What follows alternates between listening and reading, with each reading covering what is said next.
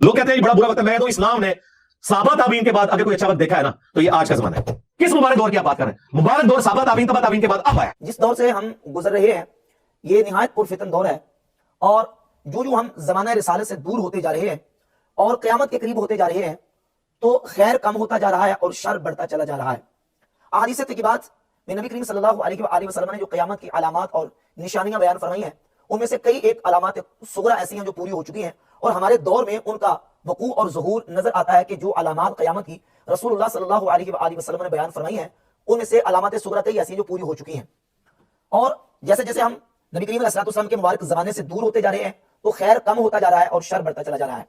अब ये मसला बिल्कुल अहादीस से वाज़ेह है, कुरान और हदीस से ये मसला बिल्कुल तयशुदा और वाज़ेह है, लेकिन मिर्जा जिलमी ने एक ऐसी स्टेटमेंट जारी की है जिसका कुरान और सुन्नत के साथ दूर दूर का कोई ताल्लुक नहीं है। कहता है कि सहाबा ताबईन और तबा ताबईन के बाद हमारा ये दौर जो 15वीं सदी है ये सबसे बेहतरीन दौर है।